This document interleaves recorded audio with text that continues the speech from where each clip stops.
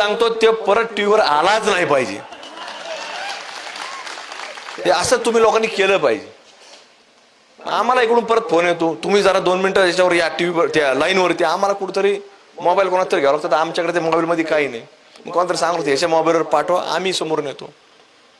मध्येच कुणीतरी एक बोकडा येतो आणि ते सांगतो ते आता माझी भिगवणच्या प्रकरणामध्ये माझं संध्याकाळी मी प्रवास तिकडून रिटर्न चाललो होतो, ते बोकडा आला तिकडून.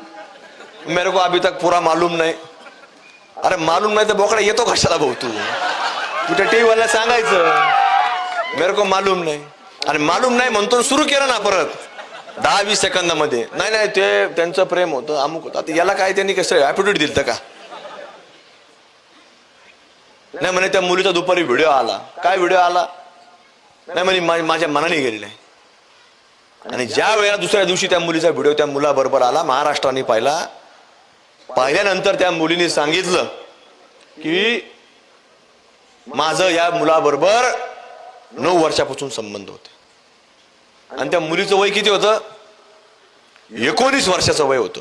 म्हणजे 9 वर्षापूर्वी म्हटल्यानंतर तिचं वय किती झालं? म्हणजे तुम्ही विचार करा. मग आम्ही खोटं बोलतो का? 10 वर्षाच्या असल्यापासून तुम्हाला सांगतो सागर भैया, हा लव जिहाद तिथून सुरू झाला. 10 वर्षाच्या असल्या कोणाला समज असती काय काय नाही. पण हे एवढे उच्च विद्या विभूषित असतात, डॉक्टर असतात, इंजिनियर असतात, वयाच्या 40 वर जातात, 50 वर जातात, 60 वर जातात. आणि करतात काय? तर बॉम्बस्फोट. याच्यावर डिबेट नाही होत, याच्यावर कुणी ट्रोल करत नाही. पण आमच्यासारखे लोक जर महाराजांचं सांगत असतील, धर्माचं सांगत असतील, देवाबद्दल सांगत असतील, या मडी सारख्या देवस्थानचं सांगत असतील, संजू भाऊ मरकड इथं सांगत असेल की लोकांचं दुकान नको इथं, तर ह्याच्यावर डिबेट होणार. आणि मरकड जातीवादी आहे, लांडगे जातीवादी आहे, बेग जातीवादी आहे, जगताप जातीवादी आहे. आणि याच्यामध्ये जातीवादी आता मोनिकाताई सहभागी झाली. आणि असा असेल, मला अजिबात तो शब्द मान्य नाही. आम्ही जातीवादी कुणीच नाहीये, कारण आम्ही सगळ्या लोकांना बरोबर घेऊन जाणारे लोक आहोत. आम्हाला एका जातीने मत नाही दिले. आम्हाला सगळ्या समाजाच्या लोकांनी, सगळ्या जातीच्या लोकांनी मत दिले. पण ती जात फक्त हिंदू आहे एवढं लक्षात ठेवा. आम्ही जातीवादी नाही आहोत, कारण आम्ही जात एकच मानतो, हिंदू. आणि जसं शिवाजी महाराजांनी सगळ्या समाजाच्या लोकांना बरोबर घेऊन केलं, सगळ्या समाजातल्या लोकांना केलं, त्यांच्याबरोबर सगळ्या समाजातले लोक आहेत. पण आमच्याही सगळ्यांबरोबर सगळ्या समाजातले लोक आहेत. पण ते कोणते आहेत? आणि तुम्ही सुद्धा इथं बसते ते कोण आहेत?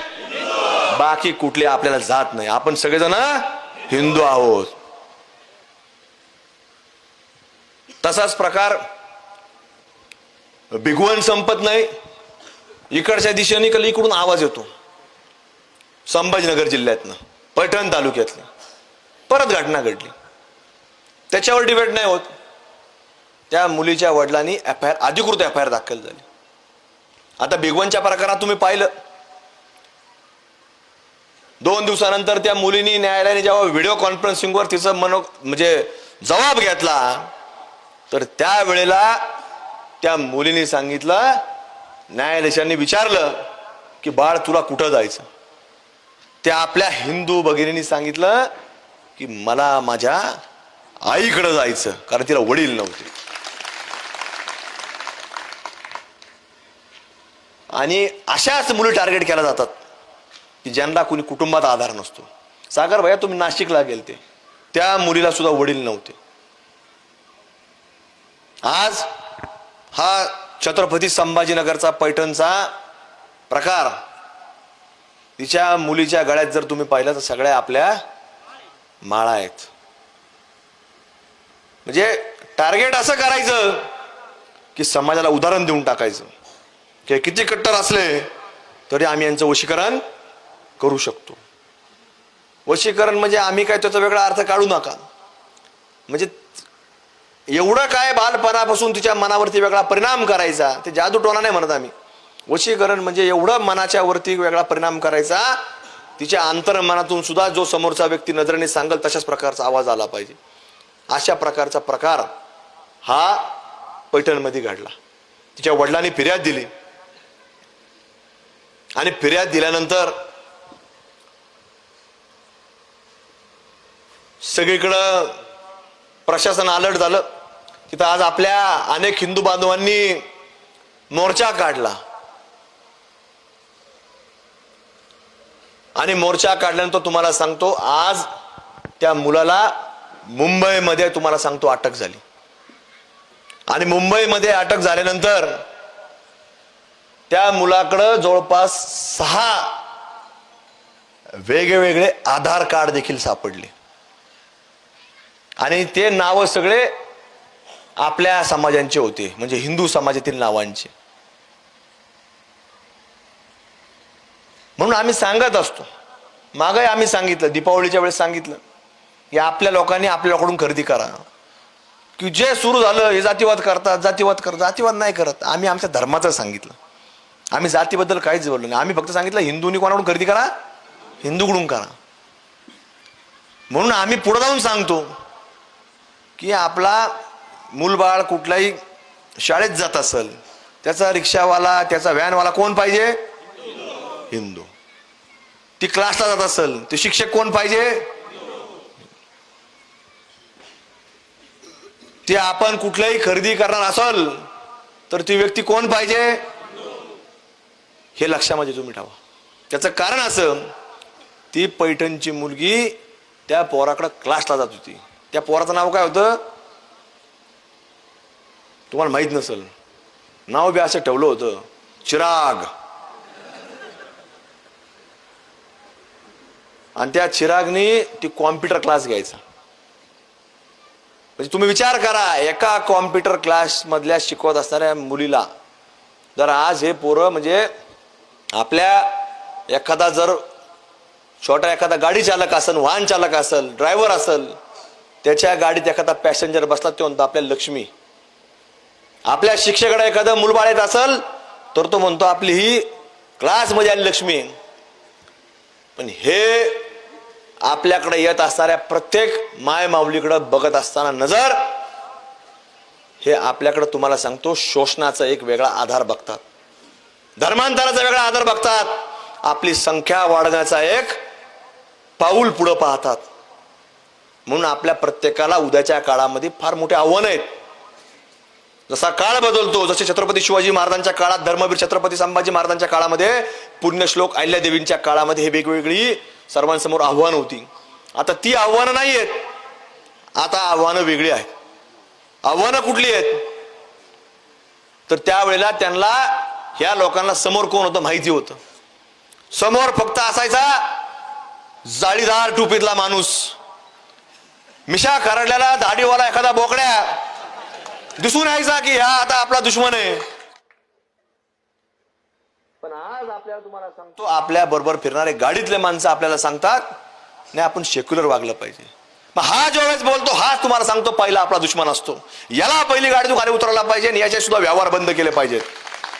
आणि त्याला सांगितलं पाहिजे, बाबा तुला जर सेक्युलर राहायचं असेल तर तू सुद्धा मिशा खरड दाढी वाढव आणि तू जाळीदार टोपी घाल. म्हणजे ही सगळी तुम्हाला सांगतो ही परिस्थिती आहे. हे सांगणाऱ्या लोकांपासून आपल्याला लांब राहण्याची आवश्यकता आहे. मग ही आव्हानं मी जे सांगतोय ही आव्हानं आहेत आपल्याला. जसं आज ती आपली मुलगी चिमुकली त्या कॉम्प्युटर क्लासला जायची. कशा कर जायची? तिच्या वडिलाला वाटायचं की आपली मुलगी ज्या वेळेला भविष्यामध्ये, जसं 2023चं वर्ष आपलं चंद्रयानचं वर्ष झालं, तसं त्या पुरुषाला वाटलं की आपली मुलगी ज्या वेळेला भारताचं सूर्ययानचं स्वप्न ज्यावेळेस असेल तर आपली मुलगी त्याच्यामध्ये शास्त्रज्ञ असली पाहिजे, म्हणून तिला त्यांनी कॉम्प्युटर क्लासमध्ये घातलं. पण त्या माऊलीच्या वडिलाची चूक झाली. तिच्याही कुठेतरी मैत्रिणी सांगितलं असेल की आपने को किसके क्लास को जाने का, शिराग के क्लास को जाने का. तीच तेवढी चूक झाली आणि आज ती फसली गेली. म्हणून या सगळ्या आव्हानांना आपल्याला भविष्यामध्ये तोंड द्यायचं.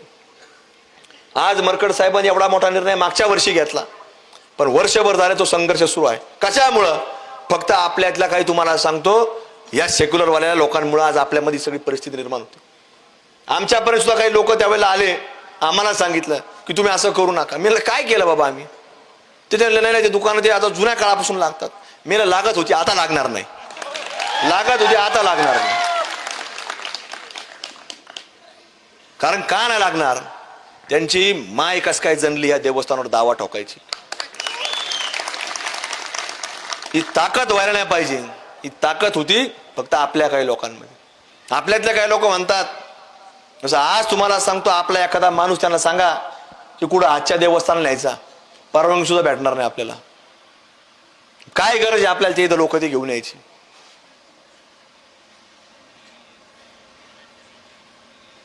अहो, ज्यांच्यामध्ये परंपराच नाही की कपाळाला कुंकू लावायचं, कोणी अधिकार दिला त्याला इथं कुंकू विकायचा.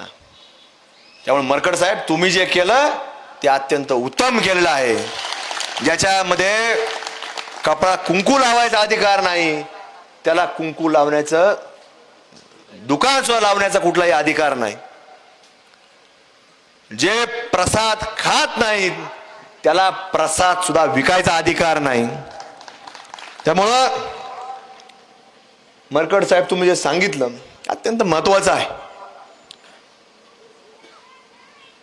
की जे लोक आंघोळ्या करत नाहीत त्यांनी दुकान लावायचं, त्याने आपल्याला प्रसाद द्यायचा, आणि तोच प्रसाद आपण देवाकडे न्यायचा. तिथं आपण 2 पुडा फोडतो, त्यात 2 पेढे तरी ठेवतो, 2 काहीतरी रेवड्या असतील 2 रेवड्या तरी टाकतो, 2 गुडशिव असतील 2 तरी टाकतो, आणि त्या कोणी दिल्यात? पारुष्या माणसाने. एकदा मी असंच विचारलं, तुम्ही आंघोळ करत नाही, हम नहाने की गोली खाते. सागर भैया, ती गोली सिर्फ आपके पास है, वो एक ही बार नेला दे, तुम वापिस को नहाने की जरूरत नहीं पड़ती. उसको गोली वो नहाने की जरूरत नहीं पड़ती, उसको एक ही बार नेला दे तू. कितनी बार? एक ही बार. एकच बार नाही, एक ही बार. अरे कोणत्या आंघोळीच्या गोळ्या आणतो, काय करतो? समजतं का देवस्थानचं पावित्र्य, कशाचं काय चाललंय? हे लोक तुम्हाला सांगतो अजिबात म्हणजे कुठल्याही प्रकारे आपल्याला देवस्थानापाशी ठेवता कामा नये.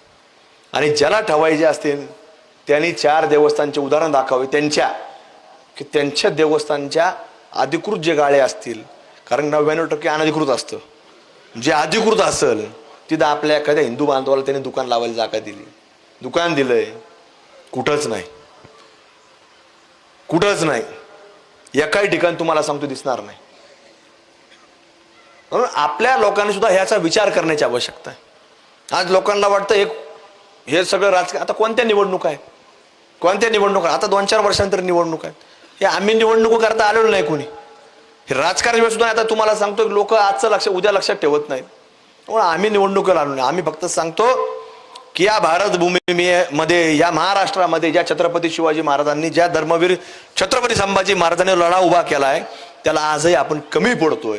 त्याच्याकरता जागृती निर्माण करता, त्याच्याकरता एकजूट करा, त्याच्यामध्ये आपल्या अंतर्गत छोट्या मोठ्या समाजांमध्ये आपले जे वादविवाद आहेत ते बाजूला ठेवा. आणि ज्या ज्या वेळेला असा प्रश्न उभा राहील त्यावेळेला आपण सर्वांनी हिंदू म्हणून प्रत्येक ठिकाणी उभा राहिलं पाहिजे, आलं पाहिजे, प्रत्येकाने त्याच्यामध्ये सहभागी झालं पाहिजे, ना की आम्हाला कुठतरी सर्वांना जातीवादी म्हणण्यामध्ये तुम्हाला सांगतो पुढाकार घेतला पाहिजे. आणि त्यामुळे मी सांगितलं, आम्ही कुणी जातीवादी नाही, आम्ही सगळ्या समाजाला बरोबर घेऊन जाणारे आम्ही हिंदू कार्यकर्ते आहोत. त्यामुळे आम्ही कुठलाही जातीवाद केला नाही, तो कधीच पुढेही करणार नाही. आजचं उदाहरण पहा, ज्याचा आता महेश दादाने उल्लेख केला. तो एक बोकडा तिकडं युद्धामध्ये कुणी तो मारला, तिकडचा काय तो अध्यक्ष होता, पंतप्रधान होता. आता धरल्या गेला तर मारणारच, युद्ध चालू झालेलं आहे. आता ते काय फोनवर थोडी भांडण चालू, शिवीगाळ, ते रेकॉर्डिंग करतो ना, इकडून रेकॉर्डिंग करतो. अरे त्याला समजायला पाहिजे ना. आता ते बोलता येत नाही, ताई एकटी महिला बोलता येत नाही आता मला. अरे युद्ध चालू झालेलं आहे, त्याला समजायला पाहिजे. जर एवढा मोठा जेव्हा पंतप्रधान असेल त्याला समजायला पाहिजे. तो सापडतोच कसा? हे मुळातच पैदाशी येड जवळ असतात, तुम्हाला सांगतो. जन्माला देईल बरं, ते गेला ठीक आहे, हरकत नाही, त्याच्या आत्म्याला चिर शांती लाभो, हरकत नाही. पण ह्या इकडं मुंबईमध्ये, लखनौमध्ये काय कारण आहे? तुम्ही बारकाईने विचार करा, काय कारण आहे त्याचं? शोक किंवा त्याच्यासाठी हो क्या उनके भाषा में तो जुलूस निकाला उन्होंने. पायी पायी निघाले, त्याच्या बोले ते फार वाईट झालं, अमुक झालं. अरे इथं जसं सागर भैया तुम्ही सांगितलं की 93 पासून बॉम्बलाच झाले, मला एकदाही हे लोक रस्त्यावर आलेले पाहायला मिळाले नाही. की ज्या लोकांनी कुणी का करणार, कुठल्याही धर्माचा असू, जातीचे नव्हते ते, धर्माचे होते, कुठल्याही धर्माचा असू, पण काही लोक यायला पाहिजे रस्त्यावर की अच्छा नाही हुआ, उधर वालों ने किया. उधर वाले म्हणजे कोणी, पाकिस्तान ने किया, अच्छा नाही होगा, नका पाकिस्तानचं नाव घ्या ना, पण उधर वालों ने किया, सरत फार वालों ने किया, पण अच्छा नाही किया, असं म्हणायला तरी आजपर्यंत कुणी आलं का? 19 फेब्रुवारी 2000 आपलं 14 फेब्रुवारी 2019 आपल्या भारत भूमीमध्ये ज्या वेळेला पहिलगामची घटना घडली, आपले सैनिक गाडीमध्ये चाललेले होते, त्यांना एकाच वेळेला तुम्हाला सांगतो RDXने उडवून टाकलं. नुकतंच आपलं 10 एप्रिल 2025 ला परत आपले पर्यटक कुठे गेले, पहिलगाम मध्ये गेले, त्यांच्या कुटुंबासहित होते, काही लोक मुलाबाळांसहित होते, काही नवीन झाडाला जोड्या होत्या, नवीन लग्न झालेले. काय केलं, जात विचारून मारलं, जात नाही धर्म विचारून मारलं. तिथं जात नाही विचार, धर्म विचारला. आता काही लोकांनी घाबरल्या असं, समोर त्याला दिसलं असं याला मारलंय त्याला मारलंय, एखादा म्हणला असं भाऊ मै बी अमुक अमुक आहे तुम्हारे वालाचे, आपल्यातला व्यक्ती, पण त्याने विश्वास नाही ठेवला, त्याने विश्वास नाही ठेवला. तुम्हाला काही व्हिडिओ तुम्ही पाहिले असतील, काही प्रेत, त्याला आपण शहीद म्हणू, त्या लोकांचे कपडे काढलेले होते व्हिडिओमध्ये, म्हणजे त्यांना त्यांनी कपडे काढून तपासलं. हे तर तुम्ही पाहिलं का नाही? त्यांना धर्म विचारून मारलं. त्यावेळेला डिबेट का नाही होत? आणि डिबेट जरी झाला तर काय म्हणतात, खोटं आहे ते. अरे ज्या बाईचं काही मिनिटांपूर्वी, 2 मिनिटापूर्वी, 3 मिनिटापूर्वी ज्यावेळेला कपाळाचं कुकू पुसलंय, ती बाई कसं तिला समजणार आहे का हे असं असं म्हणायचंय का? तिच्यापाशी कुणी गेलं आमच्यासारखे की तू असं असं म्हण, धर्म विचारून मार. काय म्हणजे हा एक अत्यंत भारतामध्ये चाललेला, जसं मी सांगितलं की सध्या कळत नाही की आपल्या दुश्मन कोण आहे. जसं पूर्वी कळायचं, हे जाळीदार टोपीवाले, हे बोकडे आपल्याला दिसून यायचे पूर्वी, पण आता दिसून येत नाही. त्याच्या ह्या लोकांमुळे आपल्याला फार मोठा प्रचंड धोका आहे. त्यामुळे भविष्यामध्ये आपल्याला कुठलंही काम करत असताना या सगळ्या बारीक गोष्टींचा आपल्याला विचार करून काम करावं लागणार आहे. म्हणून आजच्या परिस्थितीमध्ये देखील आपल्याला ही आव्हानं ही फार मोठ्या प्रमाणामध्ये आपल्याला पेलायची. अजून अनेक लोकांनी प्रत्येक गावोगावी, शहरासारख्या ठिकाणी, प्रत्येक गल्ली बोळामध्ये, वॉर्डामध्ये 10-10 लोक, हे मरकड साहेब तुमच्या विचाराची तयार होणं हे नितांत आवश्यकता ही समाजामध्ये आज निर्माण झालेली आहे.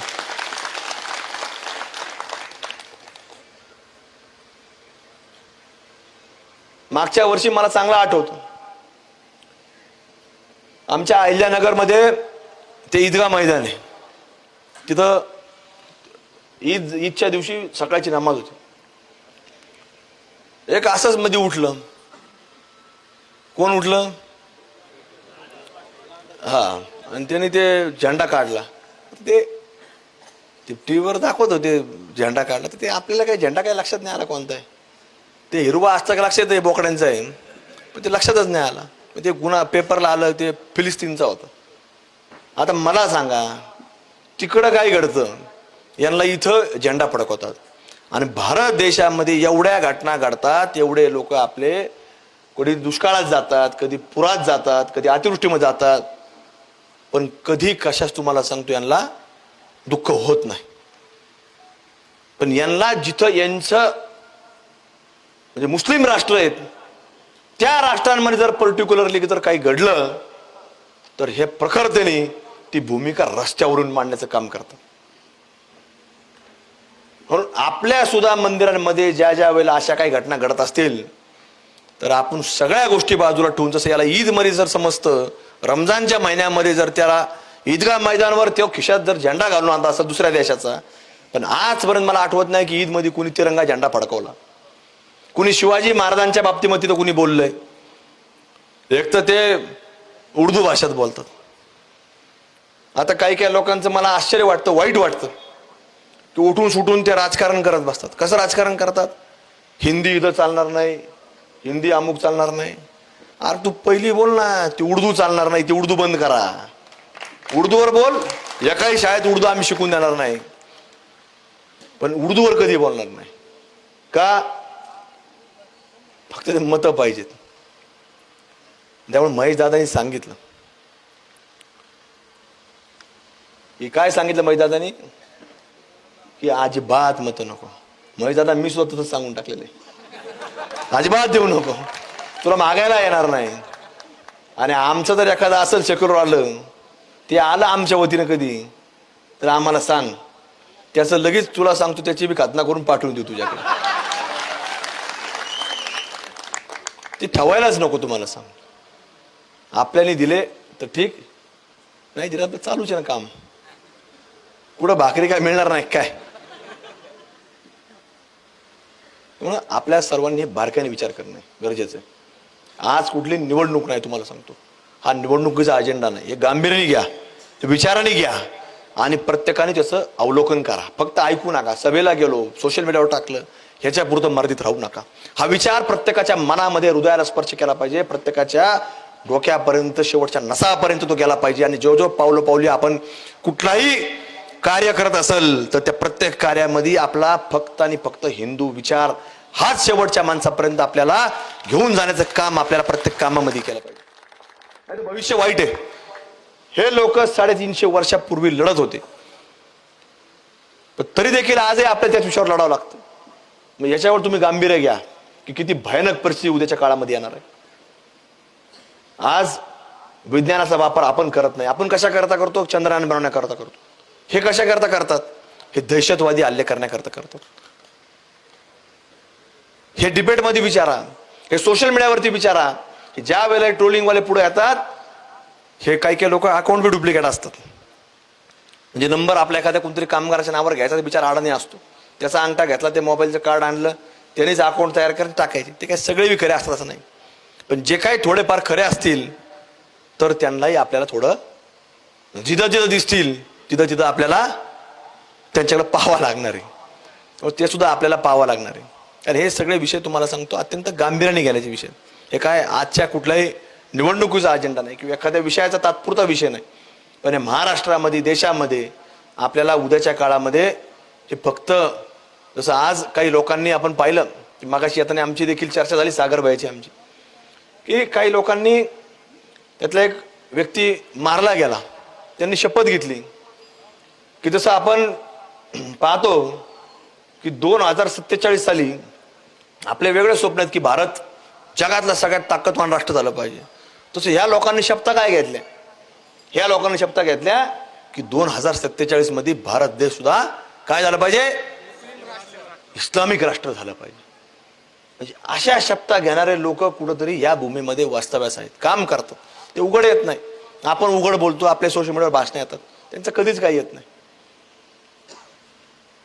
त्यांचा कुठलाही कार्यक्रम असेल, काही असेल, आपल्याला कळत सुद्धा नाही. तुम्हाला सांगतो,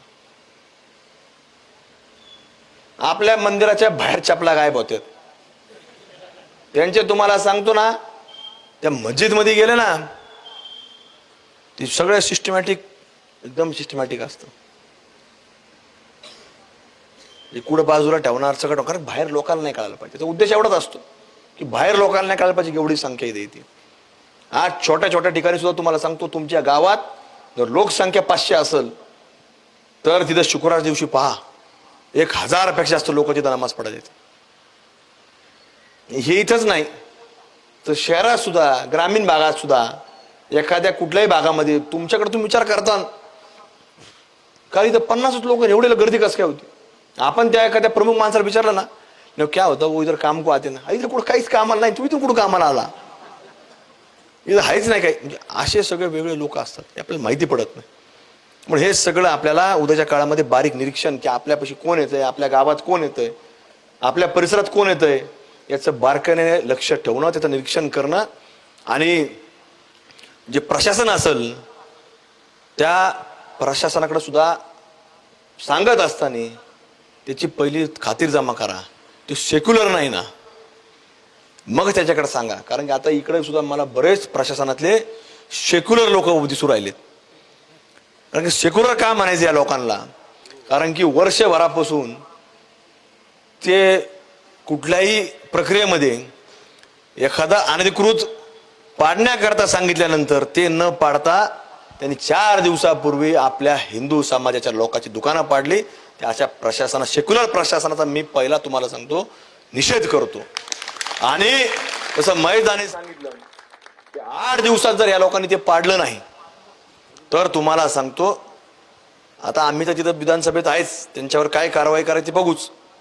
पण नाही झालं अधिवेशन संपूसपर्यंत तर ताई, तुम्हाला जर यांनी आज बोलवलं असेल पण तुम्ही अधिवेशन संपल्यानंतर या लोकांनी जर पाडलं नाही, तुम्ही काय इकडे येऊ नका. कारण आता कसं असतं, तुम्ही महिला आहेत, तुम्ही आमचं कोर्ट कचेरीचं बघा, आम्ही सगळे येतो, महेश दादा आम्ही येतो आणि त्याच दिवशी तुम्हाला सांगतो आपण सगळे ते पाडून टाकू.